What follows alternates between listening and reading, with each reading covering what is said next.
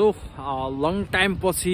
हैन करिब 1 महिना पछि चाहिँ तपाईलाई रोमन टल्कमा स्वागत छ र म चाहिँ छु अहिले डेनमार्कमा हैन डेनमार्कको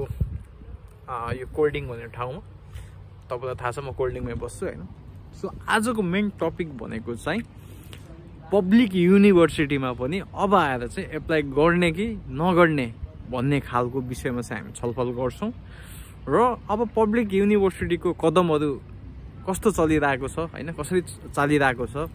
र इन्टरनेशनल स्टुडेन्ट्स मेनली चाहिँ बंगलादेश नेपाल हैन मेनली बंगलादेश नेपाल हैन लाई चाहिँ हेर्ने दृष्टिकोण चाहिँ आस्ते आस्ते चाहिँ चेन्ज भइरहेको छ। तपाईलाई म आज दुईटा घटना भन्न लगाउँछु सरी बोल्न जान्दैन के है भन्छु हैन।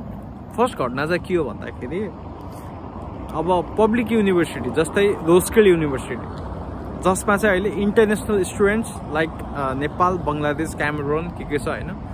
टोटल्ली ब्यान गरेको अवस्था हैन। अब चाहिँ इन्टरनेशनल स्टुडेन्ट्सलाई चाहिँ नलिने रे रोस्केल युनिभर्सिटीमा। आई डोन्ट नो त्यहाँ चाहिँ धेरै बंगलादेशी स्टुडेन्ट्सहरु बढी देखिए भन्ने खालको कुरा चाहिँ आएको छ। सेकेन्ड छ तपाईको पब्लिक युनिभर्सिटी जस्तै कोल्डिङमा छ यो साउथर्न डेनमार्क पार्टमा एसडीयू भन्छ हैन साउथर्न डेनमार्क युनिभर्सिटी ले चाहिँ हिजो एउटा नोटिस जारी गरेको छ जसमा तपाईको चाहिँ अपकमिङ जुन फेब्रुअरी इन्टेक थियो जहाँ चाहिँ इन्टरनेशनल स्टुडेन्ट्सहरु आउनुहुन्थ्यो इकोनोमिक्स डाटा ड्रिभन हैन के कोर्समा अहिले यो इन्टेक नै खारेज गरेको छ। खारेज गर्नुको कारण दुई तीनटा रिजन छ। जस्तै पहिलो रिजन भनेको चाहिँ जुन इन्टरनेशनल स्टुडेन्ट्स नेपाल बंगलादेशबाट आएको छन् यिनीहरु चाहिँ के डिग्रीहरु चाहिँ फेक भएको एउटा चाहिँ जेन्युइन डिग्री चाहिँ नभएको हैन एउटा रिजन त्यो छ। अर्को रिजन के छ भन्दाखेरि युनिभर्सिटी एजुकेसनको बहानामा आएर चाहिँ मस्त हैन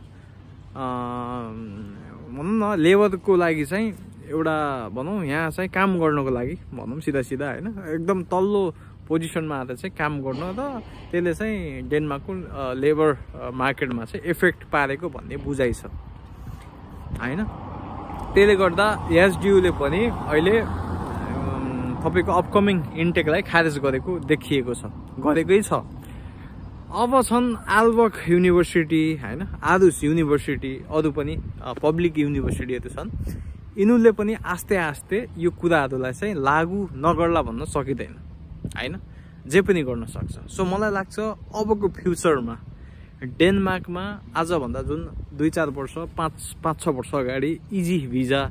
थियो मजाले चाहिँ यहाँ बसेर काम गर्ने पढ्ने पाउने सिचुएसन थियो अब रहेन। साथसाथै जुन इमेज नेपालको नेपालीहरुको हैन बंगालीहरुको पहिला थियो आजकल त्यस्तो खालको इमेज छैन। आजकल नेपाली हो भन्नलाई लाज लाग्ने अवस्था आएको छ हैन। भगवानले पनि ओके भन्नुभएको छ उहाँ घण्टी बजाएर हैन। अब यो अवस्था आउने रिजन के भन्दाखेरि हाम्रो पनि हात छ यसमा हैन सबैको हात छ। जस्तै एउटा फेक डिपेन्डेन्ट टन्नै आउने हैन जस्ट अब एजुकेसन पर्पस त लगभगकै हुँदैन आई नो हैन किनकि म पनि नेपाली हो मलाई थाहा छ। अब तिमी धनी छौ भने त I don't know you can हैन पढ्ने भन्दा पनि आउन सक्यो हैन तर चाहिँ हामी कमाउने पढ्ने खालको सोचले आउँछौं हैन कमाउने पनि सोच हुन्छ हाम्रो। त्यसले गर्दा अब फेक डिपेन्डेन्ट आउने हैन जस्तै अब फेक डिपेन्डेन्ट आउने रिजन किन दुवै जनालाई चाहिँ युरोप आउनु छ एउटा फाइनान्शियली स्ट्रङ छैन एउटा चाहिँ भनौं न पढाइमा क्वालिफिकेसनमा स्ट्रङ छ राम्रो मार्क्स छ। फाइनान्शियली जो स्ट्रङ छैन उले चाहिँ पैसा हाल्दिन्छ कन्सल्टेन्सीले त्यस्तो भिडाउने काम गर्छ हैन। अनि त्यसले गर्दा चाहिँ दुई जना आउँछन् यहाँ आएपछि के हुन्छ सीपीआर एकै ठाउँमा हुँदैन कसैको त्यति बुद्धि पनि हुँदैन फरक सीपीआर लिने सँगै नबस्ने हैन अनि काम चाहिँ 90 आवर्स भन्दा बढी हान्दिने हैन अनि काम पनि अनलिमिटेड काम हाल्दिने 250-300 आवर्स हान्दिने हैन डिपेन्डेन्टले। अनि त्यसले गर्दा चाहिँ हुन्छ नि अनि जुन पनि तल्लो काम छ जस्तै अब भाडा मात्ने हैन अब त्यसपछि गर्दा चाहिँ अब क्लिनिङ हैन भनौँ न व्हाइट कलर भन्दा चाहिँ ब्लू कलर जबमा चाहिँ हामी धेरै नेपालीहरू त्यहाँ एउटा यो पनि कारण हैन ब्याकग्राउन्डमा म्युजिक बजिरहेको छ यो चर्चको हो हैन मेरो चाहिँ हैन जस्ट मेबी राम्रो होला हैन केही न केही सो यो कारण छ त्यही भएर अपकमिङ स्टुडेन्ट्स नेपालीहरूले चाहिँ पब्लिक युनिभर्सिटीमा एप्लाई गर्नुभन्दा अगाडि हैन 10-20 चोटि चाहिँ सोच्नु होला किनकि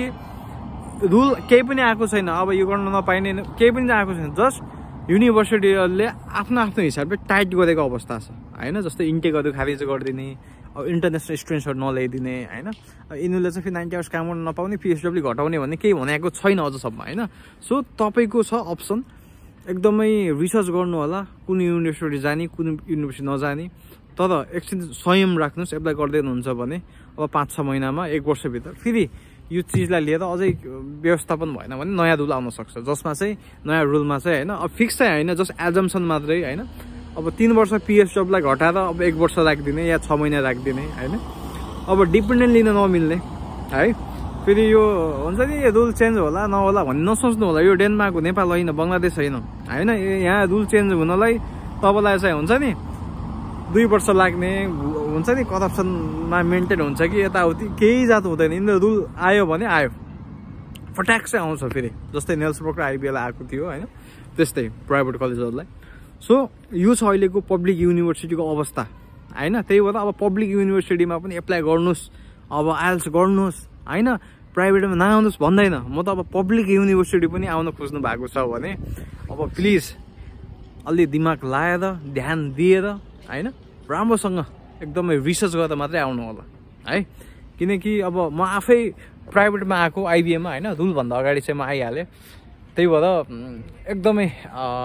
आफ्नो डिसिसन लिएर आउनु होला हैन फेरि दाइले यस्तो भन्यो भाइले यस्तो भन्यो हैन आफू गयो अब हामी आउँछौँ भन्ने खालको छ भने आउनुहोस् मेरो त्यस्तो केही छैन है तपाईँको मर्जीमा चाहिँ हुन्छ नि यहाँ दुःख छ दुःख त जहाँ पनि हुन्छ दुःख त नेपालमा पनि छ पैसा कमाउनुलाई हैन तर रुल अनुसार चाहिँ हुन्छ यहाँ हैन अब युनिभर्सिटीको आफ्नो आफ्नो प्लान पोलिसिजहरू रुल्स रेगुलेसन बनाइरहेको छ इन्टरनेसनल नलिने यो इन्टेक खारेज हैन नेपाली बङ्गालीलाई चाहिँ नहाल्ने खालको हैन त्यो चाहिँ रहेको छ सो धेरै दिनपछि भिडियो बनाएँ हैन अब तपाईँलाई के क्वेसन छ के सोध्नु छ भने तपाईँले प्लिज कमेन्टमा चाहिँ लेख्न सक्नुहुन्छ र अब भन्नुहुन्छ प्राइभेट अब जो भिजा छैन भिजा सकेपछि के गर्ने अवस्था छ भने नेपाल फर्किने चुपचाप हैन फर्स्ट सेकेन्ड भनेको चाहिँ पैसा टन्नै छ बस्न सक्छु जस्तो छ अब टिआरसी नै बनाउने हो यहीँ नै बस्ने युरोप भन्ने स्पेन छ स्पेन गर्दा चाहिँ तपाईँ 2 वर्षसम्म लिगल्ली बस्ने इम्पार्टमेन्टो गराउने हैन त्यहाँ चाहिँ कालोमा पैसा हान्ने अनि त्यही चल्ने अलिअलि 2 वर्षपछि टिआरसी कार्ड एप्लाई गर्ने हैन त्यसपछि चाहिँ अब त्यही बस्ने काम खोज्ने त्यही लन्ठो हुने त्यही हिसाबले जाने हो हैन पोर्चुगलको आर्टिकल 92 त्यहाँ एजुकेसनमा जान मिल्ने पनि अहिले खै कस्तो कस्तो नमिल्ने खालको कुरा आइरहेको छ